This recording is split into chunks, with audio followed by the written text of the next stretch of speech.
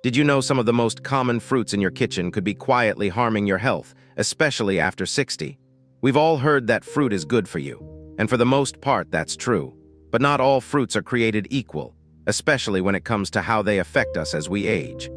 In this video, I'm going to walk you through 6 popular fruits that doctors are now warning seniors to avoid or limit. I'll share stories from my own journey, what I've learned from my doctors, and what I wish I knew sooner.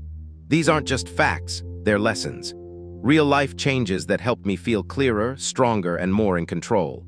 So stick with me, because what you don't know about fruit might just be the thing that's slowing you down, keeping you tired, or standing in the way of better health in your golden years. Let's get into it. Stop eating grapes. Have you ever bitten into a handful of grapes, thinking you're doing your body a favor, only to find out years later they might be doing more harm than good? I used to believe grapes were the perfect snack. Sweet, juicy, easy to grab. My grandkids love them, and for most of my life I did too. I'd keep them in the fridge, pop a few into my mouth after a walk, or toss them into a salad and call it a day. It felt healthy. It felt smart. It felt like the kind of thing someone over 60 should be eating, something clean, something natural. But let me tell you something I wish I had known much earlier. Not everything that grows on a vine is as harmless as it looks. You see, as we age, our bodies change in ways we don't always notice right away. One day you're mowing the lawn without a second thought, and the next, you're wondering why your energy drains after lunch, or why you wake up with stiff joints or find your weight creeping up, even though you haven't changed your diet. That's what happened to me. I couldn't understand why my blood sugar was getting harder to control. I wasn't eating candy. I wasn't drinking soda. But every time I went in for my checkup, the doctor would raise his eyebrow at my numbers. And I'd raise mine right back, wondering what on earth was going on. Until one day, during a routine visit, my doctor asked me a simple question. How much fruit are you eating? I said proudly, oh, I eat lots of fruit, grapes mostly. Every day. He leaned back in his chair and smiled, not the good kind of smile, the kind that says, "We've found the problem. Cut the grapes," he said, just like that. Like he was telling me to throw out a pair of worn-out shoes. I laughed at first. Grapes, harmless little grapes, but the more he explained, the more it made sense. Grapes are packed with sugar, natural sugar, yes, but sugar is sugar no matter how organic it is. And the trouble with grapes is that it's so easy to eat too many. They're bite-sized. There's no peeling, no chopping. Just pop, pop, pop, and suddenly you've eaten 20, 30, even 40 of them without realizing it. That's like drinking a can of soda without the fizz. For someone over 60, that's dangerous. Our bodies become less efficient at processing sugars as we get older. The insulin that used to keep things in balance doesn't work quite as well. That means blood sugar spikes happen more often and last longer. Over time, that can lead to fatigue, inflammation, and even type 2 diabetes.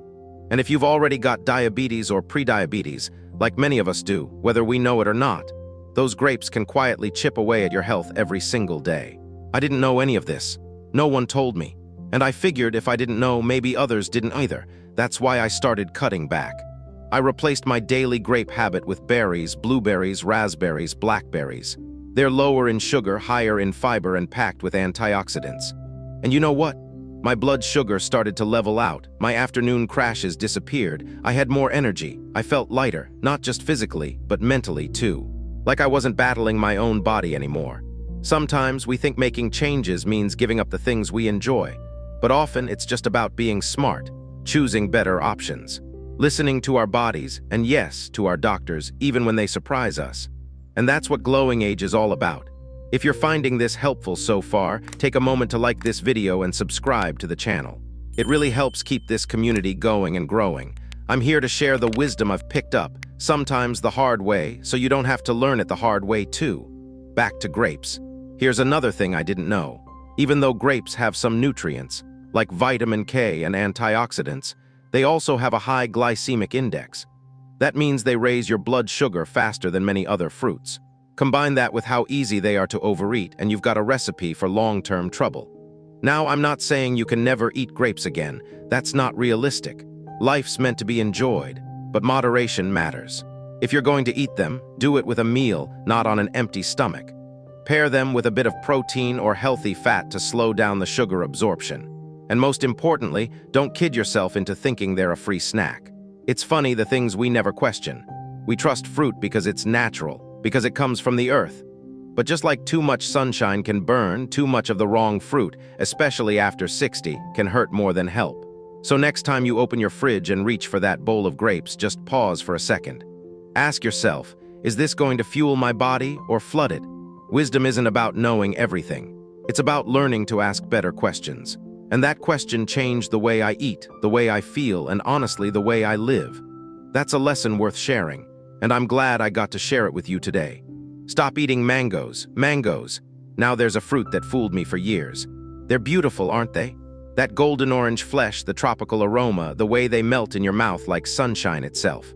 For a long time, I treated mangoes like a special kind of medicine. If I was feeling low or tired, I'd slice one open, sprinkle a little chili powder like my neighbor taught me, and savor it slowly. It made me feel like I was doing something right for my body. But sometimes, the sweetest things hide the biggest surprises. I remember visiting a friend from church one afternoon. He's a retired nutritionist who always eats like he's preparing for a marathon. I brought a mango as a gift, thinking he'd appreciate the gesture. Instead, he smiled politely and said, "That's a beautiful mango, but I can't eat it anymore." That caught me off guard. "Too much sugar," he said. "More than a soda sometimes, especially if it's ripe." I didn't believe him at first. A fruit with more sugar than soda? Surely not. But that night, curiosity got the better of me and I looked it up. Turns out, one medium mango can pack over 45 grams of sugar. That's about 11 teaspoons. And for those of us in our 60s or beyond, that can be a real problem. You see, our tolerance for sugar just isn't what it used to be. The body doesn't process fructose, the natural sugar in fruit, as efficiently. Our liver, which filters toxins and regulates energy, starts working slower with age. The extra sugar gets stored as fat or contributes to fatty liver disease, which is surprisingly common in seniors now. I had no idea. And it's not just about weight, it's about inflammation, joint pain, fatigue, high triglycerides. Even memory issues can creep in when your sugar levels swing too wildly, all from what we thought was a harmless piece of fruit. I think back to the times I'd eat 2 or 3 mangoes in a week during summer. That was my reward. But really, it was a silent contributor to my sluggishness, my mood swings, even the little headaches I used to get after dinner. No one warned me because no one thinks to warn you about fruit. It wasn't until I replaced mangoes with kiwi and green apples, fruits that are lower in sugar but still bright and flavorful, that I noticed a real shift in how I felt.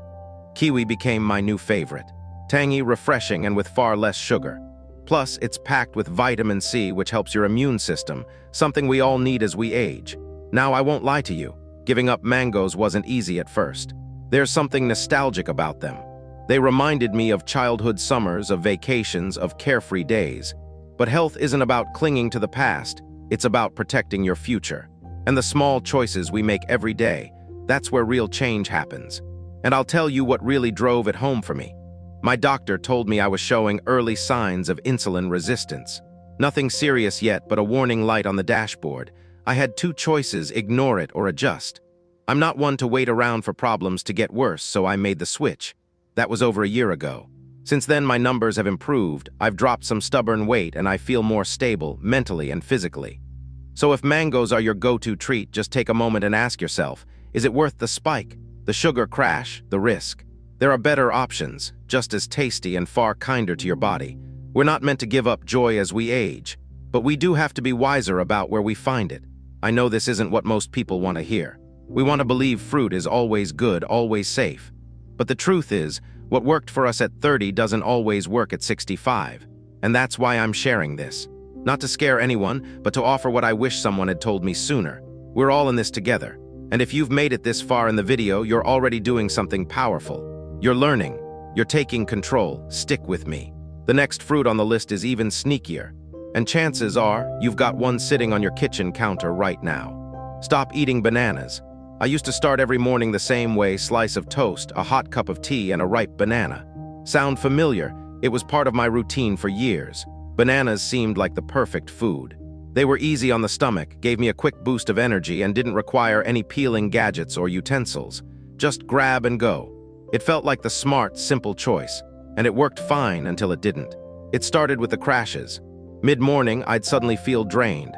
My energy would dip, and I'd find myself reaching for more snacks, another cup of tea, maybe something sweet to keep me going. At first, I blamed my sleep.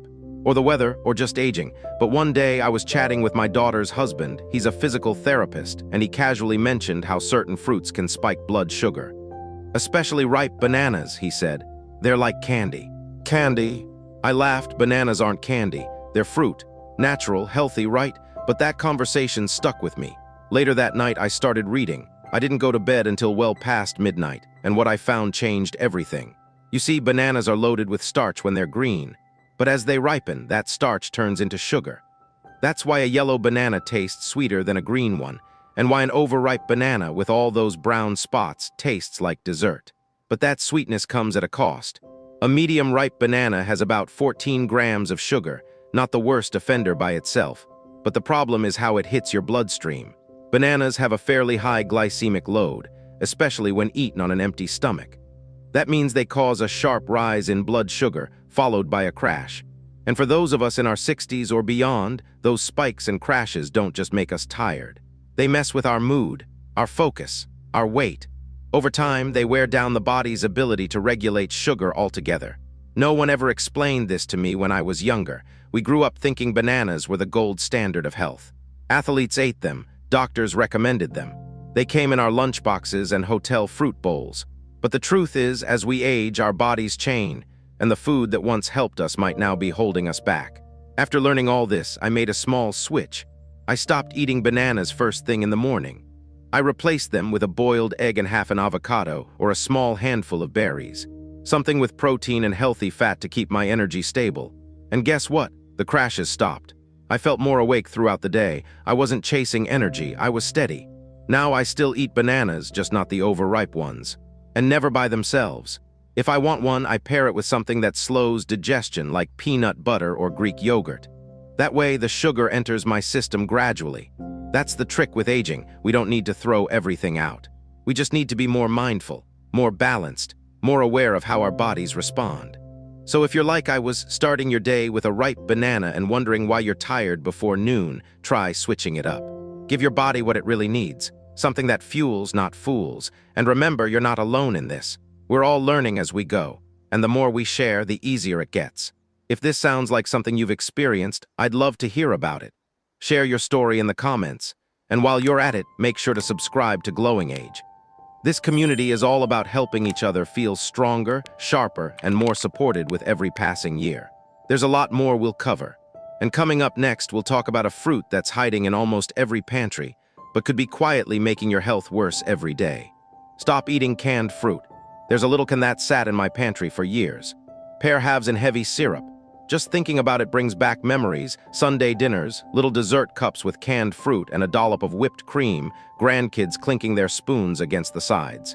It felt wholesome, like something from a simpler time, not quite a treat, not quite health food, just something in between. But here's the truth I had to learn the hard way. Canned fruit, especially the kind soaked in syrup, is one of the sneakiest health hazards in our kitchens. And for those of us over 60, it can be doing more harm than we realize. You see, when I was growing up, canned fruit was a household staple. It was affordable. It didn't spoil. You could open it up, pour it into a bowl, and call it dessert. And for many of us, that habit carried into our older years. We kept buying those same cans, reaching for them after dinner, thinking, well, at least it's fruit. But fruit in syrup is not the same as fresh fruit, not even close. The syrup, usually labeled as light or heavy, is basically sugar water. And in the heavy kind, one small can could contain more than 30 grams of added sugar. That's about 7 or 8 teaspoons. Now imagine your body already struggling to manage natural sugar. Add several teaspoons of refined, processed sugar on top of that, and you've got a recipe for disaster. I'm talking about insulin spikes, blood sugar crashes, weight gain, and even increased risk of heart disease. It wasn't until I had my annual blood work done one year that I saw the impact. My triglycerides were climbing. My blood pressure was creeping up, and I felt more sluggish than I used to. My doctor started asking questions. Was I drinking soda, eating sweets? No, I said. Not really, maybe just some fruit after dinner.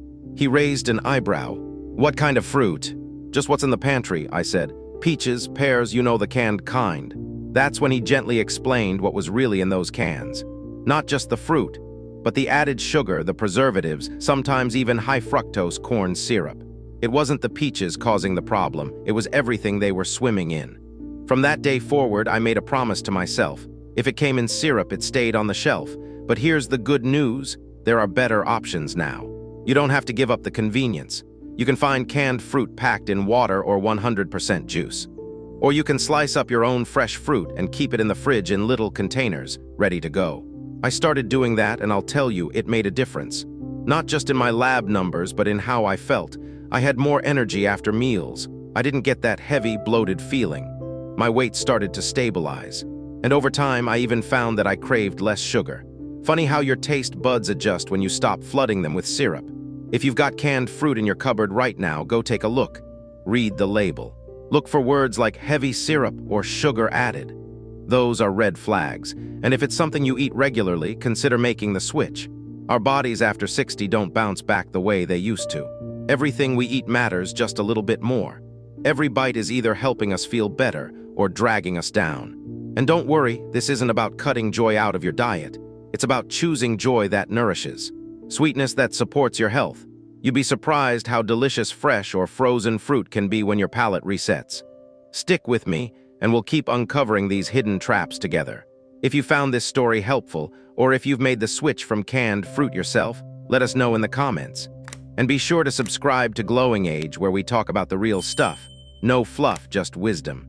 Next up, we'll look at a fruit that's always marketed as hydrating and heart-healthy. But there's a catch, especially if you eat too much of it. Stop eating watermelon. I used to think watermelon was the perfect fruit. On a hot summer day, there was nothing better than slicing into that giant green ball, hearing the crunch of the rind give way to bright, red flesh, sweet and juicy. We'd eat it on the porch, hands sticky, juice running down our chins, seeds spit into the grass. It was a tradition. It felt good. It felt healthy.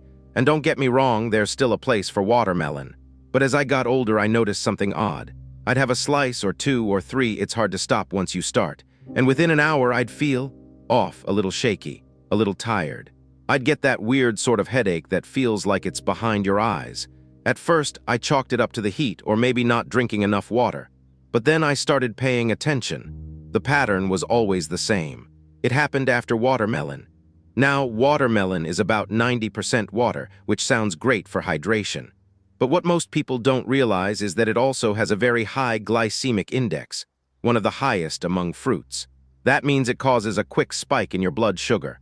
For someone over 60, that can be more dangerous than it sounds. Our metabolism isn't as forgiving as it once was. The body takes longer to process sugars, and insulin sensitivity starts to decline. So when we eat something like watermelon, especially in large amounts and especially on an empty stomach, we set ourselves up for a sugar roller coaster. You go up fast and crash just as hard. And because watermelon is so light and refreshing, it's easy to overdo it. 1 cup becomes 3. A small wedge becomes a quarter of the melon. And unlike something heavier, you don't feel full right away, so your body keeps craving more. I remember one barbecue, maybe 5 or 6 years ago, where I must have had half a watermelon without thinking twice. It was hot, the conversation was good, and I just kept reaching for more. That night I could barely sleep. My heart was racing, my joints ached, my mind felt foggy. It wasn't until my doctor brought up glycemic load at my next checkup that the puzzle pieces started falling into place. Watermelon, as it turns out, may be hydrating, but it's also a fast-acting sugar bomb. Now, that doesn't mean you can't enjoy it. But here's what I do now. I eat watermelon in moderation and never alone. I'll have a small slice after a balanced meal, not as a snack by itself. And if I'm really craving something juicy, I'll reach for cucumbers or berries instead. They give me that fresh, light feeling without the blood sugar spike. You know, when we talk about healthy aging, we often focus on the big stuff: exercise, medications, vitamins. But I've found that the small, daily choices we make have just as much power. Something as simple as changing when and how we eat a piece of fruit can change how we feel for the entire day. I've learned to listen to my body. And if it's whispering to you after you eat something, even something that seems healthy like watermelon, don't ignore it. That's your body sending you a message. The truth is, healthy aging isn't about cutting out all the things we love. It's about understanding them better. Watermelon isn't the villain, but it's not the free-for-all fruit we once believed it was either. So next time you see a big, beautiful slice of watermelon staring back at you, ask yourself, how will this make me feel in an hour? That question has saved me from more than a few crashes, and it's helped me stay more in tune with what my body actually needs. And if this resonates with you, don't forget to subscribe to Glowing Age. We're building a community of wisdom here, sharing what works, what doesn't, and what no one ever told us about aging well. Up next, we'll talk about a fruit that's small, wrinkly, and often praised as a healthy snack, but could be one of the worst for your blood sugar. Stop eating dried fruit. I used to keep a jar of raisins on the kitchen counter, just a little handful here and there. Sweet, chewy, and easy to snack on. I figured, hey, it's better than cookies, right? Turns out that jar was a bigger problem than I realized. When we think about dried fruit, raisins, dates, apricots, we picture something healthy, something natural. Something our mothers or grandmothers might have used in baking or tucked into lunchboxes. They're sold in health food aisles. They come in tiny boxes with words like wholesome and nutrient-rich. But here's what no one told me for decades. Dried fruit is not the same as fresh fruit, not by a long shot. And after 60, it can quietly wreak havoc on your health if you're not careful. Let me explain. When fruit is dried, all the water is removed, but the sugar stays. That means what used to be one serving of fruit becomes a concentrated little package of natural sugar. A handful of raisins, for example, can contain as much sugar as a candy bar. And because dried fruit is so small and sweet, it's easy to overeat. You don't stop at a few. You grab a handful, then another. And before you know it, you've eaten the sugar equivalent of a soda can, thinking you're doing something good for yourself. That's exactly what I was doing. I'd snack on dried apricots while watching TV. Pop a few dates after dinner for a sweet fix.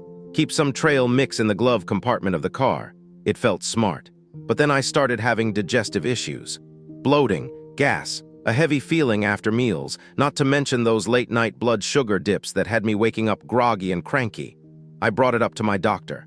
He asked me about my snacks, and when I proudly told him about my dried fruit habit, he shook his head. "They're basically candy," he said, "especially for someone your age." I was stunned. He went on to explain that dried fruits are often preserved with sulfites, which can irritate the gut. They have little fiber left to slow down sugar absorption, and they hit the bloodstream fast, causing sugar spikes, inflammation, and energy crashes. It all started making sense, so I cut back. I swapped raisins for fresh grapes, just a few. I replaced dates with apple slices and almond butter. And for something chewy and sweet, I started buying unsweetened dried coconut or just freezing grapes and berries for a satisfying bite. The changes were small, but the difference was big. My digestion improved, I slept better, and those foggy, irritable moments in the afternoon started disappearing. You see, the older we get, the more sensitive we become to sugar, even when it's natural. And the more we learn to recognize the hidden sources of that sugar, the better off we'll be. Now, I'm not here to say you can never have dried fruit again. But it shouldn't be your go-to snack. It's not the healthy halo food we've been led to believe, especially not after 60 when our systems need stability, not sugar spikes. So next time you're reaching for that handful of raisins or grabbing a granola bar with dried cranberries, take a moment. Check the label. Ask yourself, is this fruit or is this dessert? That question helped me turn a corner in my health. Maybe it can help you too. In the end, it's not about being perfect. It's about being informed and making the little choices that keep us strong, clear-headed, and joyful for years to come. So there you have it, 6 fruits that seem healthy on the outside but might be working against you as you age. Now remember, I'm not here to tell you to fear fruit, but I am here to tell you, after 60, your body has different needs. Your energy, your blood sugar, your digestion, they're all affected by what you eat, even those sweet little snacks we've trusted for years. If this video gave you a fresh perspective, do me a favor, hit that like button and subscribe to Glowing Age. It helps us reach more folks like you who are ready to age smarter, not harder. Leave a comment and let me know, were you surprised by any of the fruits on this list? What changes are you planning to make? Thanks for spending this time with me. Stay curious, stay kind to your body, and keep glowing. We've got more stories, more tips, and more wisdom coming your way.